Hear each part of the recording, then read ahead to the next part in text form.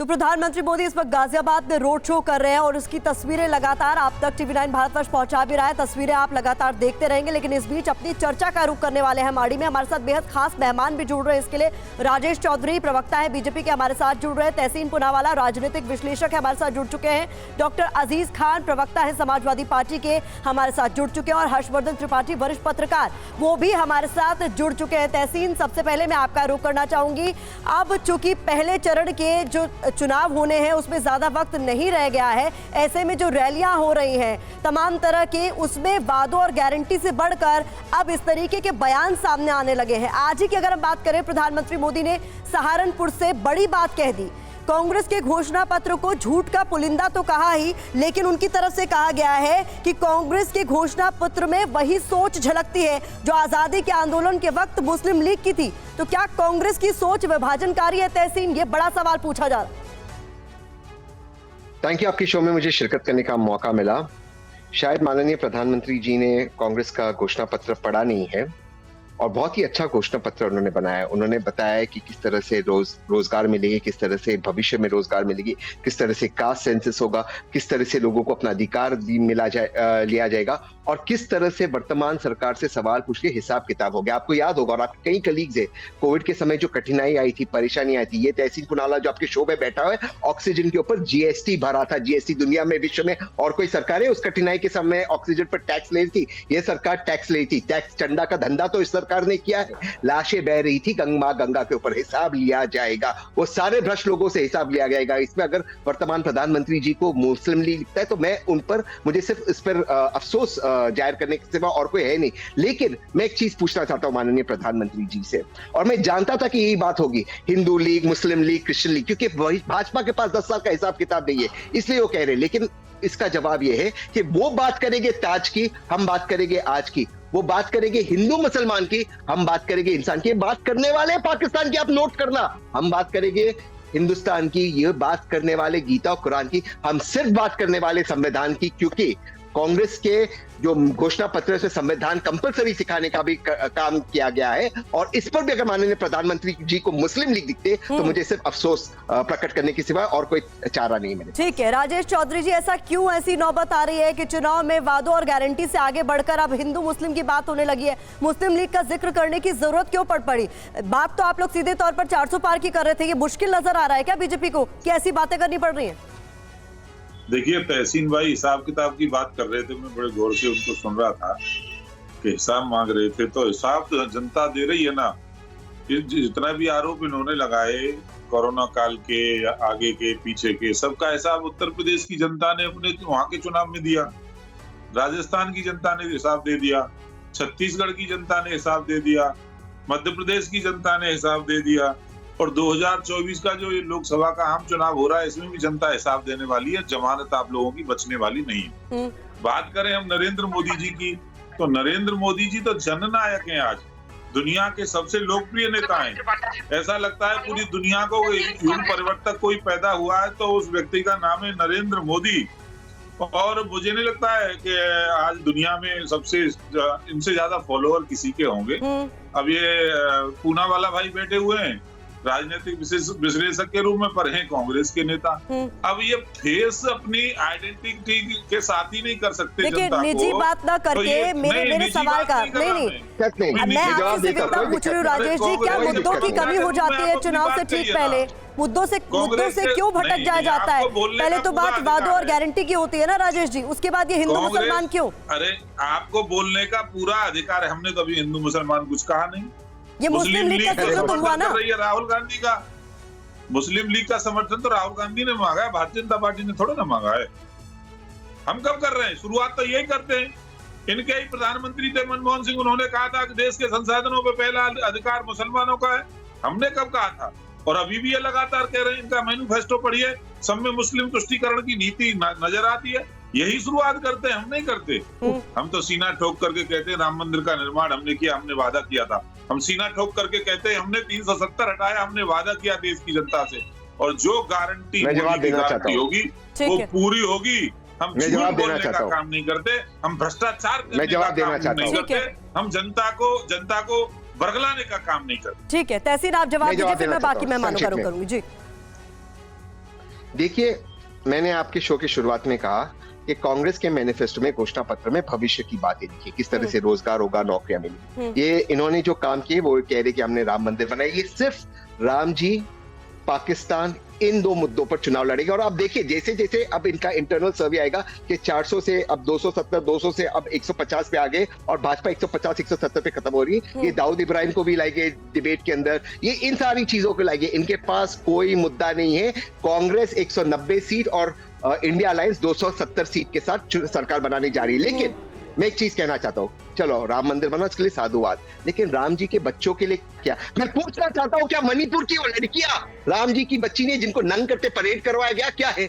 क्या हरियाणा की हमारी रेसलर महिला है वो राम जी की बच्ची ने जिनको आपके मेंबर ऑफ पार्लियामेंट इस तरह से छू रहे थे प्रोटीन पाउडर के लिए? ऐसा दिल्ली पुलिस की रिपोर्ट है। मैं पूछना चाहता हूं, जो लाशें तैर रही थी कोविड के समय, क्या वो भगवान राम के बच्चे ने, जिनको पलायन कराया गया, जिन मजदूरों को 4 घंटे की नोटिस पे सैकड़ों लोग मर गए, जिनका हिसाब किताब नहीं, या आपने पार्लियामेंट में खड़े होकर कहा हमारे पास डेटा नहीं है कितने लोग मर गए, हमारे पास ऑक्सीजन का डेटा नहीं है, क्या वो राम जी के बच्चे ने? हिसाब तो होगा साहब, हिसाब तो होगा। हाँ, आप राज्य के चुनाव में जीते, लेकिन ये सारी गलतियां केंद्र की सरकार की थी। 4 घंटे में राज्य सरकार ने, आपने लॉकडाउन किया था, आपने, आपकी वजह से लोगों को परेशानी हुई। ये हिसाब लिया जाएगा। यही सच्चा राम राज्य है कि हिसाब लिया जाएगा। और आज इस हिसाब से डर रहे, तो इसलिए हिंदू मुसलमान कर रहे हैं। जी, आपका मैं रुख करूंगी, लेकिन पहले डॉक्टर अजीज खान आपका रुख करना चाहूंगी, क्योंकि आप भी कांग्रेस के सहयोगी हैं। निशाना तो आप पर भी लगातार साधा जा रहा है। ये कहा जा रहा है कि चुनाव से पहले आप भी सीधे तौर पर मुसलमानों की बात नहीं करते हैं, लेकिन जब बात माफिया मुख्तार अंसारी की आती है तो आपके नेता तुरंत वहां पर टोल लेने पहुंच जाते हैं कि माहौल किस ओर है। और अब तो ये भी साफ हो गया है कि अखिलेश यादव भी जाने वाले हैं। देखिए प्रतिभा जी, मेरे ख्याल से 10 मिनट का डिबेट चल रहा है। डिबेट का सही दिशा तय नहीं हो पाया। हम बार बार एक ही बात कह रहे हैं कि 10 साल का लंबा वक्त होता है। माननीय मोदी जी ने कहा था मुझे 60 महीने दे दो, मैं नक्शा बदल दूंगा, सब कुछ बदल दूंगा। हालात बिल्कुल बदल जाएंगे, वो चाहे वो युवा हो, चाहे वो किसान हो और चाहे बेरोजगार हो। आज क्या हुआ? 10 साल हो गए, अब अपने उपलब्धियों पर कोई बात नहीं हो रही है, उस पर चुनाव की कोई तैयारी नहीं, उस उपलब्धि पर कोई बातचीत नहीं हो रही है। क्यों? हम जानना चाहते हैं माननीय प्रधानमंत्री महोदय अपनी उपलब्धियों का बखान क्यों नहीं करते? देश की जनता को बताएं कि मैंने नौकरी दी, 20 करोड़ नौकरी दी 10 साल में। नहीं तो हिंदू मुसलमान नहीं हो रहा आपकी नजर में? अरे आ रहा हूं ना, आ रहा हूं, मुद्दे पर ही रहिए ना फिर सर। मुसलमान कहां से? मैंने कहा एक बात प्रतिभा जी समझ लीजिए, इनके पास हिंदू और मुसलमान के अलावा कुछ है ही नहीं। सिर्फ नफरत की बात करो, भाई को भाई से जुदा करो, पड़ोसी को पड़ोसी से जुदा करो। तो आपके नेता मुख्तार अंसारी के घर क्यों जा रहे हैं? इनका ट्रम्प कार्ड है। सुनिए मेरी बात, सिर्फ सांत्वना व्यक्त करने जा रहे हैं, उसके पीछे कोई और नहीं है। अरे भाई सुनो ना, सुन लो प्रतिभा जी, आप तो बहुत जवाब भी दीजिए ना फिर सर। आ रहा हूं ना, मैं उसी बात पे आ रहा हूं। हाँ। भाई इनके पास ट्रम्प कार्ड यही है, धर्म कर्म की बात करते हैं। हम कह रहे हैं धर्म आस्था का विषय होता है, हम धर्म की बात चाहते हैं, हमारा वो निजी विषय है। देश से जो आपने वादा किया था उसको आप पूरा कब करेंगे? अब आप कह रहे 2047 में करेंगे। 10 साल में आपने लाके बेरोजगारों को रोड पे खड़ा कर दिया। 750 किसान आत्महत्या कर गया। जिस तरह आज किसान पूरी तरह से चौराहों पर खड़ा है, उसको मारा जा रहा है, उसको सुना नहीं जा रहा है। आपने पिछली बार एमएसपी की गारंटी दी थी, आपने वह धरना प्रदर्शन खत्म कराया। चलिए, चूंकि आप मेरे सवाल का जवाब नहीं दे रहे, आप मेरे सवाल का जवाब ही नहीं दे रहे। मैंने जो पूछा, हम आ रहे हैं ना, आपकी पार्टी का स्टैंड पूछा मैंने सीधे तौर पर, क्योंकि यहाँ पर हिंदू मुसलमान की बात हो रही है। मैं कह रहा हूँ प्रतिभा जी, पार्टी का स्टैंड स्पष्ट है। क्या हम स्पष्ट? विकास की बात करना चाहते हैं, हम देश के युवाओं की बात करेंगे, महंगाई पर बात करेंगे, बेरोजगारी पर बात करेंगे, और इनसे हिसाब होगा।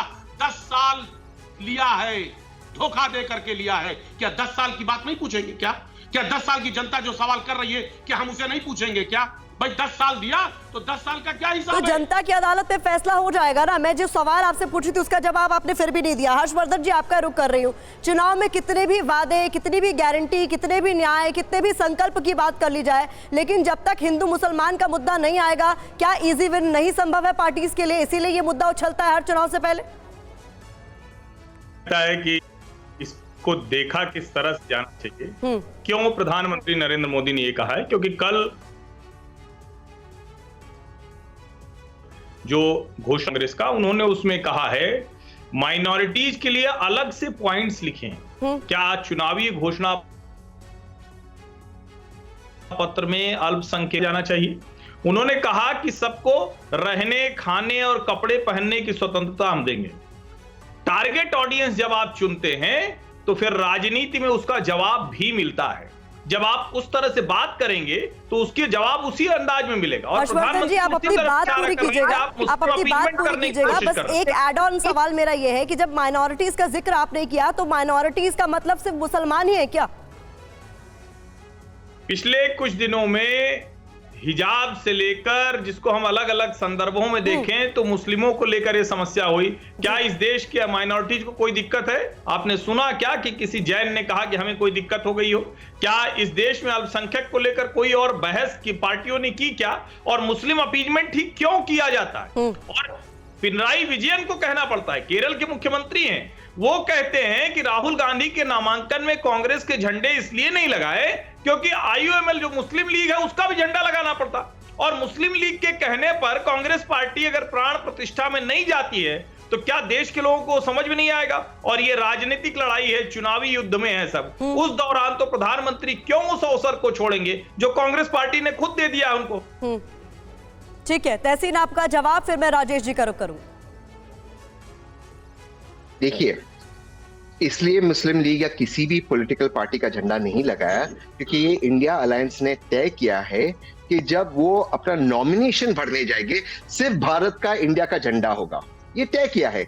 आप देखिए, जब सपा और कांग्रेस नॉमिनेशन भरने जाएगी, रैली की बात नहीं कर रहा हूं, नॉमिनेशन भरने, भारत का झंडा, क्योंकि इंडिया इज फर्स्ट, ये इंडिया अलायंस है, तिरंगा होगा। अब आप देखिए, तिरंगे से भी इन आरएसएस वालों को, मैं हर्षवर्धन जी की बात नहीं कर रहा हूं, हर्षवर्धन जी की मैं बहुत रिस्पेक्ट कर रहा हूं, ये लेफ्ट के जो मुख्यमंत्री और आरएसएस वालों को दिक्कत है। अभी तिरंगा का अपोज किसने किया था? ये आरएसएस वालों ने, ये लेफ्ट वालों ने। ये जो दिक्कत है ये देश के सामने एक्सपोज हो रहे, और ये एक्सपोज जो हो रहे, ये आज यहाँ बैठे अजीज भाई और मैं, हमें बहुत मजा आ रहा है। ये अपने आप ही एक्सपोज हो रहे।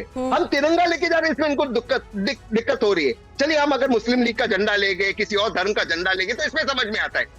तिरंगा लेके से प्रधानमंत्री कह रहे हैं मुस्लिम लीग है। अब आप सोचिए, अब आपको इसका अफसोस होना चाहिए नहीं इस सोच के ऊपर। ठीक है राजेश जी, बात जब बीजेपी की होती है तो कहा जाता है सबका साथ, सबका विकास, सबका विश्वास, लेकिन अल्पसंख्यकों की बात करें, खास तौर पर मुसलमानों की, तो क्या पार्टी आपकी ये विश्वास दिला पाई है मुसलमानों को, खास तौर पर कि जो आपकी तरफ से कहा जाता है कि न दूरी है न खाई है, मोदी हमारा भाई है? देखिए, बिल्कुल ठीक कहा आपने। हम तो कहते हैं सबका साथ, सबका विकास, सबका विश्वास। न कोई हिंदू है, न कोई मुसलमान है, न कोई सिख है, न कोई ईसाई, हम सब भारतीय है। और उत्तर प्रदेश देश का जो संविधान है वो हमको इस बात की आजादी भी देता है कि हम अपनी धार्मिक मान्यताओं को अलग प्रकार से रह सकते हैं।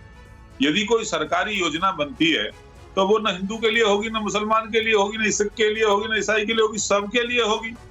अब आप अलग प्रकार, जैसा कि हर्षवर्धन जी कह रहे थे कि कांग्रेस के मैनिफेस्टो में अलग से ये व्यवस्था की गई कि अब अल्पसंख्यकों के लिए ये करेंगे, ये करेंगे, ये करेंगे, पूरा उसमें ये लिखा गया है।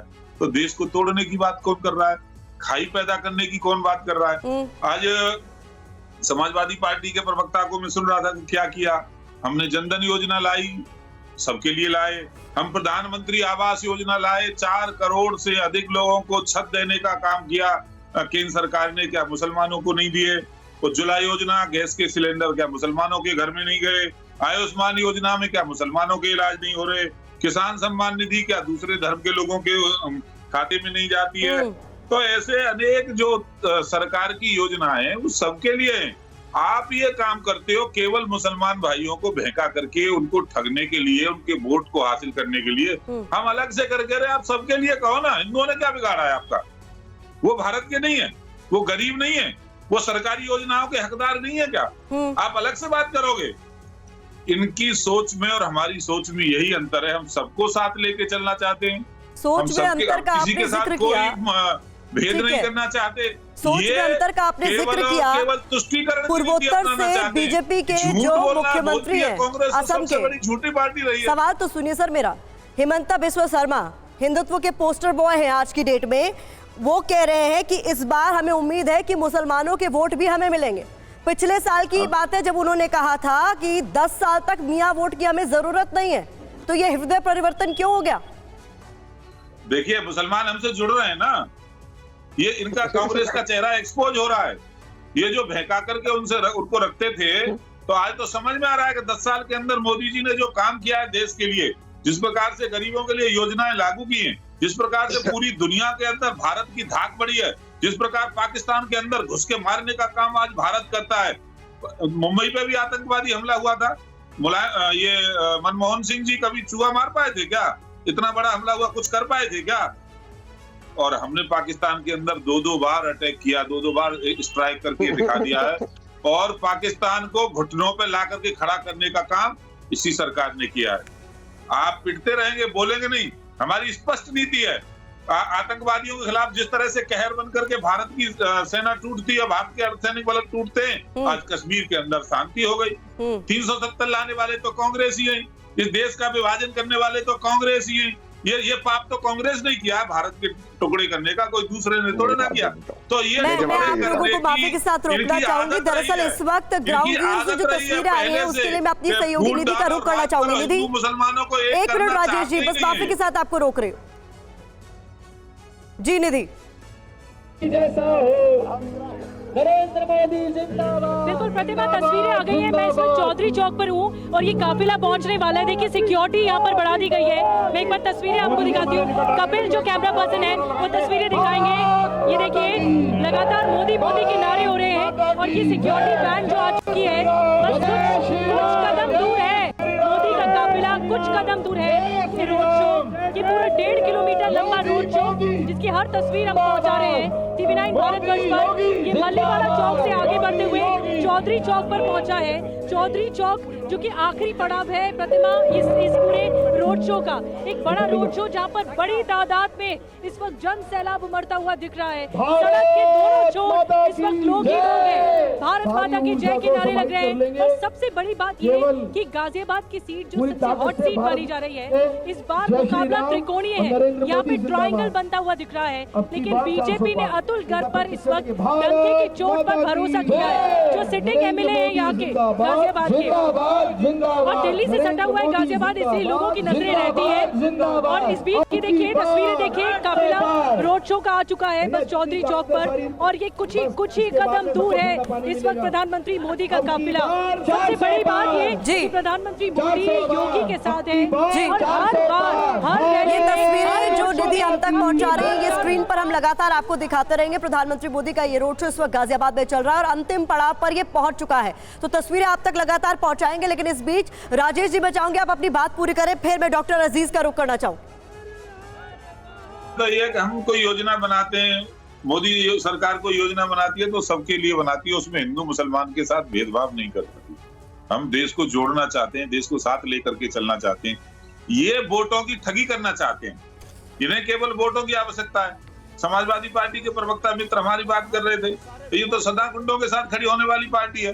आप देख रहे हो माफियाओं के साथ खड़ी होने वाली पार्टी है। ये वही पार्टी है जिसने कहा था बलात्कारियों के लिए कि छोटे बच्चों से गलतियां हो जाती हैं। तो इनका इतिहास तो ऐसा रहा है कि सत्ता पर काबिज होकर के समाज में अराजकता पैदा करना, समाज में गुंडागर्दी करना, समाज में माफियागिरी को बढ़ावा देना। अतीक अहमद किसने पैदा किया था? समाजवादी पार्टी ने। मुख्तार अंसारी को इतना बड़ा अपराधी किसने बनाया था? समाजवादी पार्टी ने।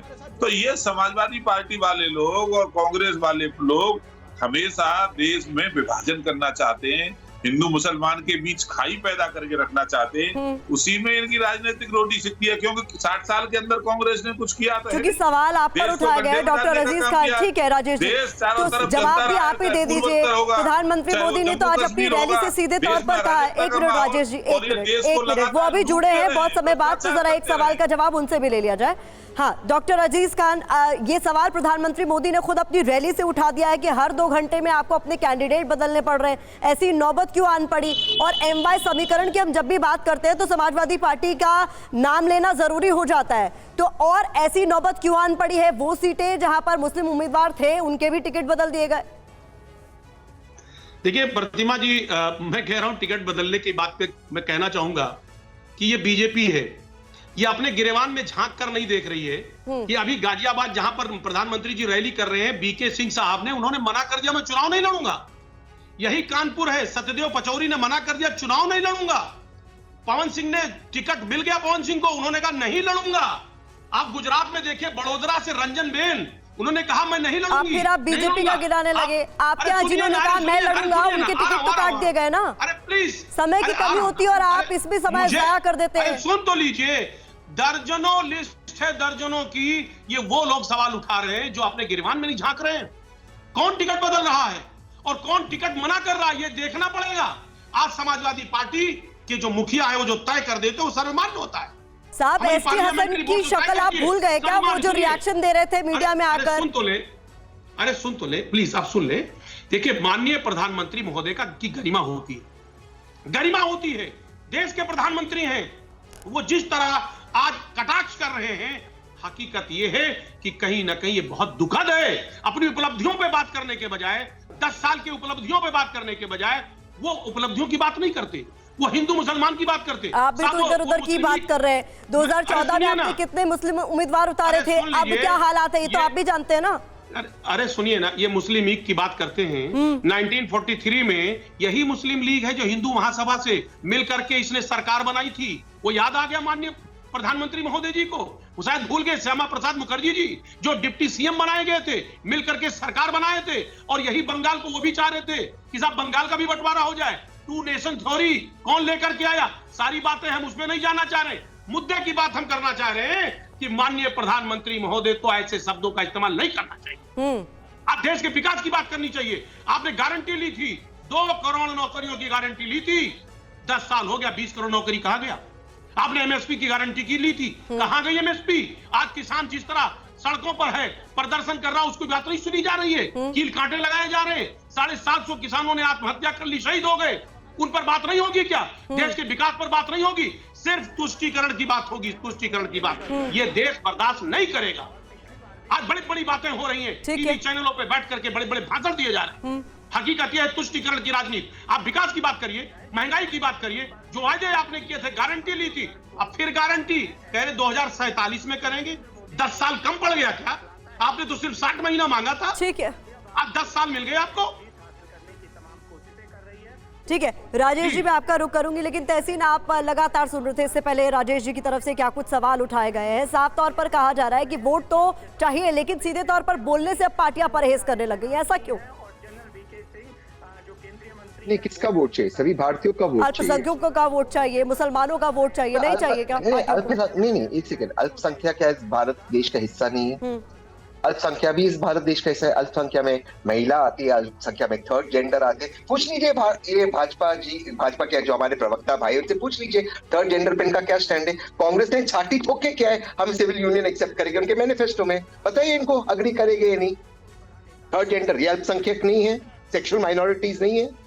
अब ये नहीं बात करेगी इसके ऊपर।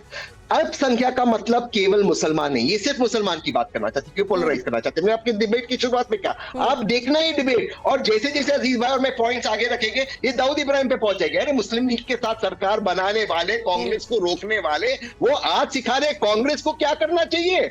अरे अपना इतिहास में देखो, एक आरएसएस का आदमी नहीं था जो जंग आजादी की लड़ाई में लड़ा था। अल्लाह अकबर और भारत माता की जय और वंदे मातरम के नारे हम लगाते, हमारे पूर्वज लगा रहे थे। आपके पूर्वज नहीं थे राजनीतिक पूर्वज। तो सुन लीजिए इस बात को। आज मुस्लिम लीग की आप बात कर रहे हो, हिंदू और मुसलमान बच्चों का दुश्मन एक ही है। शिक्षा नहीं है उनके पास, पेपर लीक है, नौकरियां नहीं है। ये हिंदू बच्चे का भी दुश्मन है, मुसलमान बच्चों का भी दुश्मन है। जितने भी भारतीय जनता पार्टी के नेता है, इनके सारे बच्चे विदेशी यूनिवर्सिटीज में जाते हैं, अंग्रेजी में पढ़ाई करते हैं। ये हमारे बच्चों को क्या नहीं मिलना चाहिए, इसकी हम बात करें, इस पर बात करो। पाकिस्तान को छोड़ो। सीधा आरोप है आप पर, राजेश जी जवाब दीजिए। तुष्टीकरण की राजनीति तो आप लोग करते हैं। देखिए, मैं समाजवादी पार्टी के प्रवक्ता को सुन रहा था, वो हम पे आरोप लगा रहे थे कि हमारे प्रत्याशी चुनाव के मैदान से हट रहे हैं। भाई, जनरल बीके सिंह जी को देख रहे होंगे, प्रधानमंत्री जी के साथ खड़े हैं वो चट्टान की तरह से। अब वो 2 बार रैली है, उम्र के उस पड़ाव पर आ गए, उन्होंने स्वेच्छा से कहा कि मैं नहीं लड़ना चाहता। अनुशासित पार्टी है हमारी, कोई यादव परिवार की प्राइवेट लिमिटेड पार्टी तो है नहीं। चाहे वो कानपुर की सीट होगी, जहां जहां हमारे कार्यकर्ताओं ने मना किया, वहां दूसरे लोगों को पीढ़ी दम तो चेंज कर ही रहे। यहाँ कोई प्राइवेट लिमिटेड पार्टी तो है नहीं। वहां कौन लड़ेंगे? डिम्पल यादव, अखिलेश यादव, शिवपाल यादव, अक्षय यादव, धर्मेंद्र यादव, तेज प्रताप यादव, केवल एक परिवार के लोग। और शिवपाल यादव तो आज ही मैं सुबह अखबार में पढ़ रहा था, मैदान छोड़ करके भाग गए बदायूं से कि मैं जीत नहीं पाऊंगा, मुझे नहीं लड़ना, लड़ाना तो मेरे बेटे को लड़ा दीजिए। पार्टी टिकट किसका घोषित कर रही है, और वो घोषित जिसका हो रहा है, इतना बड़ा नेता समाजवादी पार्टी का मैदान छोड़ करके जा रहा है, और ये हमसे कह रहे हैं उत्तर प्रदेश के अंदर मित्र आपका खाता खुलने वाला नहीं है। अखिलेश यादव की सीट आज तक घोषित नहीं हो पा रही है, वो सोच रहे हैं लड़े नहीं लड़े, लड़े नहीं लड़े, दुविधा में है। तो ये हालत इन लोगों की हो गई है कि ये लोग आज हिम्मत नहीं कर पा रहे हैं लड़ने की। और पूर्वजों की बात कर रहे थे तहसीन पूलावाला जी, बिल्कुल ठीक कहा उन्होंने, हमारा और उनका पूर्वज तो एक ही है, डीएनए तो एक ही है ना। जिस समय एक हाथ में तलवार और एक हाथ में कुरान लेकर के औरंगजेब की सेना निकलती थी, उस समय जो डर गया वो मुसलमान बन गया, जो डटा रहा, जिसने संघर्ष किया वो हिंदू है। यही अंतर है, बाकी तो हम भाई हैं, हमारे और उनके पूर्वज तो एक ही थे। अब ये बेचारे डर गए होंगे तो जाकर के मुसलमान बन गए। और देश का बंटवारा किस आधार पे हुआ था, मैं पूछना चाहता हूँ पूनावाला जी से। कांग्रेस ने देश का बंटवारा केवल और केवल धर्म के आधार पर किया कि हमको मुसलमानों को अलग देश चाहिए, तो ये भी मुसलमान है। मुझे लगता है इनका भी कुछ न कुछ हिस्सा पाकिस्तान में तो होगा, एक बार उससे हिस्सा मांग करके देख लो ना मित्र हमारे, और देखिए ना जाकर के, क्योंकि जब धर्म के आधार पर देश का बंटवारा हुआ है हिंदुस्तान और पाकिस्तान का, पाकिस्तान मुसलमानों को दिया गया, तो आपका भी हक बनता है, आप भी इस्लाम को मानने वाले हैं, आपको भी वहां आपका कुछ न कुछ तो रहा होगा। केवल और केवल पूरी बातें करते हैं। रही बात सीटों की, राहुल गांधी स्वयं नहीं जीत पाएंगे, सोनिया गांधी खुद मैदान छोड़ करके भाग गई, प्रत्याशी मिल नहीं रहे। मथुरा के प्रत्याशी को इन्होंने घोषित किया विजेंद्र सिंह को, वो भारतीय जनता पार्टी के कार्यालय में आकर के भारतीय जनता पार्टी ज्वाइन कर लिए।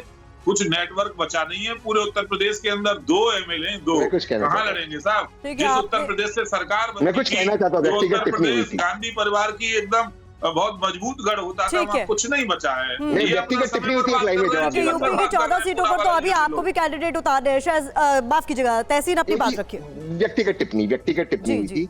मेरे दादा परदादा नाना परनाना किस धर्म को चुने, कहाँ चुने, कैसे चुने, दर्द के चुने, शौर्यता से चुने, मुझे नहीं पता और न ही मुझे जानना है।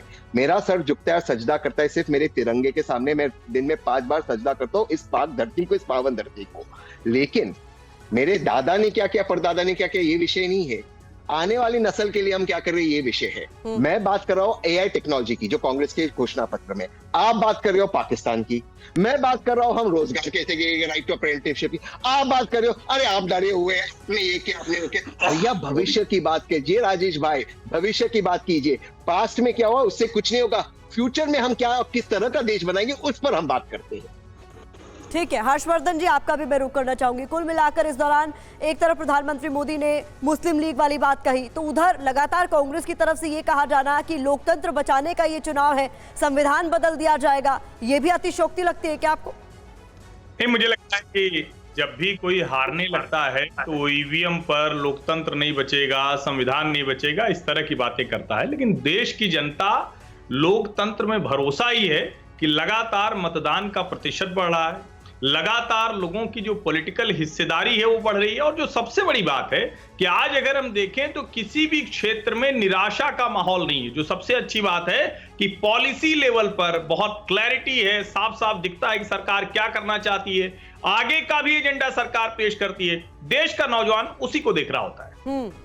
ठीक है अजीज खान जी, आपका भी मैं रुख करना चाहूंगी। आपसे पहले राजेश जी जो कह रहे थे अगर उसका जवाब आप देना चाहो, लेकिन कुल मिलाकर मैं बार बार आपसे वही पूछ रही हूँ कि मुसलमानों के वोट तो चाहिए, लेकिन सीधे तौर पर बोलने से परहेज क्यों किया जाता है? अभी अगर टिकट बंटवारे के तौर पर ही देख ले, वो उम्मीदवार जो आपके पहले से माने जा रहे थे कि उस सीट से लड़ने वाले, एसटी हसन का एक उदाहरण दे रही हूँ, वहां से उनका टिकट काट कर रुचिवीरा को टिकट दे दिया गया, तो तमाम तरह के सवाल पूछे जाते हैं। फिर देखिए प्रतिमा जी, टिकट बदलना ना बदलना ये सब पार्टी का रणनीति होता है, ये रणनीतिक हिस्सा है।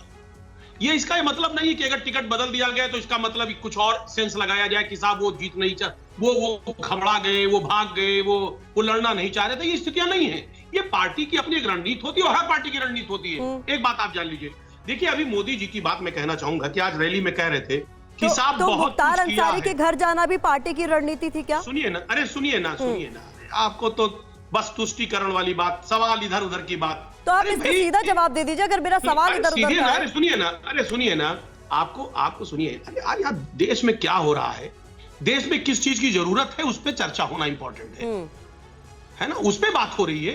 मोदी जी ने कहा देश में मैंने बहुत कुछ कर दिया, निश्चित तौर पे कर देखिए, दिया। अड़ी की अगर जहां तक बात करेंगे तो आपको हर बहुत कुछ करना दिन है। हर एक मुद्दे अब पर बात होती संविधान यहाँ नजर आ बदलना ही जाएगी, बचा है। लेकिन जो सवाल मैंने पूछा उसका जवाब अब तक शुरुआत से लेकर अंत तक आपने नहीं दिया।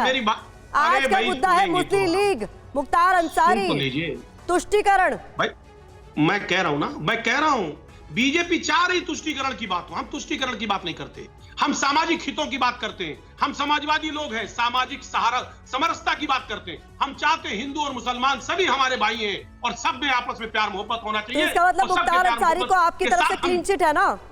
देखिए एक बात सुनिए, मेरी बात आप कंप्लीट करने दें। एक बात जानिए पूर्णिमा जी, सबसे पहली बात ये जानिए कि समाजवादी पार्टी कभी तुष्टीकरण की बात नहीं करती, और वही बीजेपी है हमेशा नफरत की बात करेगी, भाई को भाई से लड़ाने की बात करेगी, पड़ोसी को पड़ोसी से लड़ाने की बात करेगी। हाँ। समाजवादी पार्टी कभी ऐसी कोई बात नहीं करती। ये सामाजिक समरसता मैंने पहले वो बताया। भाईचारा ही है ना हमेशा आपसी इत्तेहाद की जिसकी बात वजह करती से है। आप हम आपसी मुख्तार इत्तेहाद अंसारी की के बात घर पर करते हैं। आपकी पार्टी के नेताओं का रैला लगा हुआ है। सवाल देखिए कहां कौन जा रहा है, क्या नहीं जा रहा है, कैसे हो रहा है, क्या हो रहा है, ये सब एक जनरल बातें हैं। इनका कोई मतलब चुनाव से नहीं है। इसका चुनाव से इसको कतई मत जोड़ा जाए और तुष्टीकरण की बात कतई मत की जाए। यहां पर आज देश की विकट स्थिति में उस पर चर्चा होना आवश्यक है। एक बात आप जानिए, देश में बड़ी गंभीर समस्याएं हैं। 10 साल में माननीय मोदी जी ने बड़ा वादा किया था कि 10 साल में बहुत बड़ा परिवर्तन लाएंगे। आज वो परिवर्तन की तलाश में ये देश घूम रहा है, देख रहा है। ठीक है, नौजवान देख रहा है, कोई बेरोजगार बात देख रहा है, नहीं। आपने किसान सीधे देख रहा तौर है। पर मेरे सवाल उस का पर जवाब चर्चा फिर होना नहीं दिया, चाहिए। लेकिन जो आरोप आपने लगाया उस पर मैं जवाब जरूर चाहूंगी। राजेश जी, देखिए इनके पास बोलने के लिए कुछ है नहीं, केवल एक परिवार के साथ जीने वाले ये लोग हैं, उन्हीं के लिए हिसाब से चलने वाले लोग हैं। अभी मेरठ की सीट का देखिए ना, वहां पे अतुल प्रधान को उम्मीदवार बनाया, वो एमएलए हमारे साथ विधानसभा में, उनको प्रत्याशी बना दिया, उन्होंने काम करना शुरू कर दिया। 2-3 दिन बाद उनका टिकट काट दिया। अब अनुशासन बता रहा हूँ समाजवादी पार्टी का, अतुल प्रधान एमएलए ने बयान दिया कि मैं विधानसभा से इस्तीफा दे रहा हूँ यदि मेरा टिकट काट देंगे तो। अब ये स्थिति इनकी है कि सार्वजनिक रूप से इनका एक विधायक जिसको जनता ने चुन करके भेजा है, वो कह रहा है कि यदि मुझे मेरा एमपी का टिकट काट दिया तो मैं विधानसभा की सदस्यता से इस्तीफा दे दूंगा। अब इनको लोग नहीं मिल रहे, एमएलए को एमपी का चुनाव लड़ा रहे हैं, वो भी फिर काट दे रहे हैं। अब ये खुद कंफ्यूजन में भयंकर तरीके से। तो आज उत्तर प्रदेश की यदि बात करें तो समाजवादी पार्टी एकदम हाशिए पर है। प्रधान ने जो बयान दिया है, कोई क्लिप आपके पास? हाँ, प्रधान ने जो बयान दिया, कोई क्लिप है? हाँ, अरे भैया कहीं बयान सुना आपने? दिखवाइए, बताइए। चैनल में आपके पास जिम्मेदारी के साथ कह रहा हूँ। फिर अखिलेश यादव जी ने बुलाया, लखनऊ बुला करके और कुछ लॉलीपॉप दिया होगा, उस लॉलीपॉप को चूसते हुए आ गए वो। अरे भैया, मैं अतुल प्रधान को बहुत अच्छी तरह जानता हूँ, मेरे साथ विधानसभा के सदस्य हैं वो, मैं समझता हूँ सब चीज को। आप वरिष्ठ नेता हैं, वरिष्ठ प्रवक्ता हैं, कहाँ ये अनर्गल झूठी बातें करते हैं आप?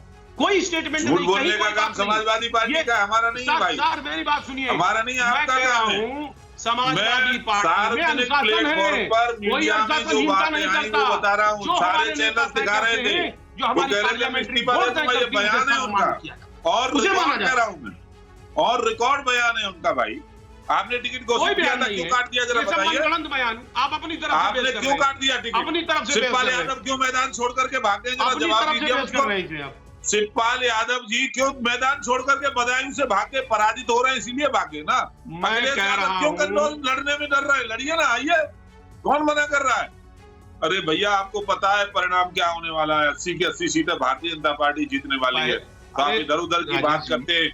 आपने चलिए अपने दावे आप कर रहे हैं, लेकिन तहसील बीच में आपका भी रुकना चाहिए। ठीक है, एक बात का जवाब नहीं दिया। ठीक है, आप इधर उधर तहसीन जी, मैं आपका रुख करना चाहूंगी। देखिए, इंडिया गठबंधन के गठन के साथ मुझे लगता है ये उम्मीद भी जताई जा रही थी कि जो मुस्लिम वोट है उनका विभाजन किसी तरीके से रोका जा सके, लेकिन कुछ ऐसे नेता हैं जिनकी तरफ से ये बयान दिए जाते हैं, चाहे वो बदरुद्दीन अजमल हो, असदुद्दीन ओवैसी हो, कि मुस्लिम जितने मतदाता हैं वो केवल वोट बैंक ही रह गए, उनका किसी ने कोई विकास नहीं किया, उनका किसी ने उत्थान नहीं किया। तो डेंट नहीं लग जाता इंडिया गठबंधन के उन तमाम दावों पर? नहीं, थैंक यू, आपने ये सवाल पूछा, बहुत महत्वपूर्ण सवाल है। अजमल साहब और ओवैसी साहब दोनों भी इंडिया अलायंस के पार्टनर्स नहीं है। उल्टा में एक कदम आगे जाऊंगा। आपने हाल ही में देखा होगा एसडीपीआई ने अनकंडीशनल सपोर्ट दिया राहुल गांधी जी को केरला में। राहुल गांधी जी ने मांगा कांग्रेस ने केरला में कहा हमें नहीं चाहिए आपका सपोर्ट। ये सारे तीनों दल, मैं बड़ी जिम्मेदारी से कह रहा हूं, ये बीजेपी के बी टीम है। ये हिंदू मुस्लिम पोलराइजेशन, क्योंकि एक और बीजेपी हिंदू पोलराइजेशन करी तो मुसलमान पोलराइजेशन ये लोग कर रहे हैं। ये पोलराइजेशन करते जो सेंट्रिस्ट पार्टी, इनका वोट खत्म करना चाहते। कौन मांग रहा है? ना हिंदू का वोट, ना मुसलमान का वोट, भारतीयों का वोट चाहिए। भारतीयों का वोट इंडिया अलायंस को चाहिए। इंडिया अलायंस है, भारतीय मुसलमान भी उतना ही भारतीय जितना हिंदू है, क्रिश्चियन भी उतना भारतीय जितना सिख है, जितना नास्तिक है। ये दुनिया का सबसे महान मुल्क है। इसके पहले 4 शब्द संविधान के, हम भारत के लोग, भारत के लोगों का वोट चाहिए। हिंदू मुसलमान वोट नहीं, भारत के लोगों का। इनको करने दो हिंदू मुसलमान की सियासत, हम करेंगे भारत के लोगों की सियासत। ठीक है राजेश जी, हिंदू मुसलमान की चिंता आपको है, हमें तो भारतीयों का वोट चाहिए।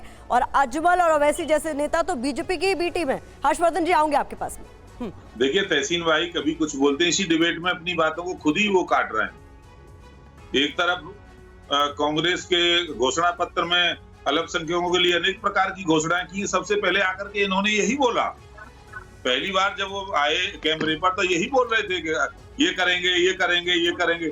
अभी कह रहे हैं हम भारतीय हैं। अरे भाई, जब आप भारतीय हो तो क्यों मुसलमानों के लिए अलग प्रकार की घोषणाएं करते हो? क्यों उनको विशेष वीआईपी दर्जा देने का बात करते हो? सावानो कांड में निर्णय आया था सुप्रीम कोर्ट का, क्यों राजीव गांधी जी ने एक महिला का बदल दिया केवल और केवल तुष्टीकरण के लिए? कानून बना दिया देश की पार्लियामेंट में, सुप्रीम कोर्ट के निर्णय को बदल दिया। केवल एक केस था वो सावानो केस, एक सिंगल, पर वो मुस्लिम कठमुल्लों को बिल्कुल पसंद नहीं था। उनके दबाव में झुकी सरकार। ये इनका इतिहास रहा है, आज से नहीं है। कांग्रेस ने यही तो राजनीति की है। ठीक है, अब एक्सपोज हो गई है कांग्रेस, अब नहीं समझ पाती है। उस समय सावानो कांड में भी कांग्रेस ने घुटने टेक दिए थे और पार्लियामेंट के अंदर कानून बनाने का काम किया था। उस पर जरा बोल देना तहसीन भाई, क्या बोलना चाहते हैं जरा? ठीक है तहसीन, जल्दी से आप जवाब देते थे। मैं हर्षवर्धन जी का रुख करूंगी कि अगर आपको वाकई सिर्फ भारतीयों के ही वोट चाहिए तो आपके मैनिफेस्टो में अलग से अल्पसंख्यकों की कॉलम की जरूरत क्या थी? जो वादे करने थे भारतीयों से किए जाते। बिल्कुल भारतीयों से की जाती, लेकिन भारतीयों में जो अलग अलग वर्ग के लोग हैं उनके लिए, जैसे महिलाओं के लिए, मैं दोबारा से कह रहा हूं, महिला भी अल्पसंख्यक है। हैंडीकैप्ड जो हमारे सिटीजन है, डिफरेंटली एबल्ड सिटीजन, ये भी हमारे अल्पसंख्यक है। सेक्सुअल माइनॉरिटीज, अब आप कहोगे सेक्सुअल माइनॉरिटीज होना चाहिए, नास्तिक के लिए भी है, वो कहेंगे आपके लिए। भैया सब वर्गों के लिए, लेकिन सब वर्गों के लिए धर्म के आधार पे नहीं, देश के आधार पे वोट मांग रहे। अब मैं वापस बात कर रहा हूं भविष्य की। ये वापस जा रहे राजीव जी, नेहरू जी, इंदिरा जी, औरंगजेब, बस इतना ही इनके पास है। आप देखिए इस पूरे डिबेट में मैंने पूरी बात की भविष्य की और राजेश भाई ने पूरी बात की पास्ट की। आप इसी में अंतर देख लीजिए, जितने भी टीवी 9 के दर्शक ये देख रहे हैं, एक बात इन्होंने नहीं किया, हम भविष्य में ये करने वाले, आपने ये गलत किया, आपने वो गलत किया, सपा ने ये गलत किया, कांग्रेस ने ये गलत किया। अरे भैया गलत किया तो 10 साल से आप थे ना सत्ता में, आपने क्या ठीक किया? आपने ठीक कुछ नहीं किया। इसलिए 10 साल के बाद आप जा रहे हो और इंडिया अलायंस आ रही है, इंडिया जीत रही है। सर, हमारे साथ वरिष्ठ पत्रकार हर्षवर्धन त्रिपाठी जी भी हैं। अपने अपने दावे हर्षवर्धन जी, लेकिन आपको क्या लगता है 2024 के चुनाव में क्या तस्वीर उभर कर सामने आने वाली है? क्योंकि पहले जिन वोटों पर कुछ पार्टियां जो है वो हमें छिन्न भिन्न नजर आती थी, वो अब सब उन्हीं का वोट चाहिए, उन्हीं के पीछे भाग रहे हैं। देखिए, मुझे लगता है कि 2024 के चुनाव को लेकर बहुत ज्यादा भ्रम की स्थिति है नहीं। जिस तरह से विपक्षी गठजोड़ टूटा बिखरा सा है, और उसमें सबसे महत्वपूर्ण, मैं तो सचमुच ये मानता हूं, जैसे रॉबर्ट वाड्रा जी कह रहे हैं कि अमेठी से लड़ा दीजिए, राहुल गांधी की हिम्मत नहीं हो रही, बड़ा दुर्भाग्यपूर्ण है। और मैं तो ये सोचा था, इतने अच्छे से टीवी चैनलों पर तहसीन भाई कांग्रेस की बात रखते हैं, इनका नाम भी अभी तक किसी सूची में नहीं आया, जबकि मैं मानता हूं कि कहीं से चुनाव लड़ेंगे तो अच्छा लड़ेंगे।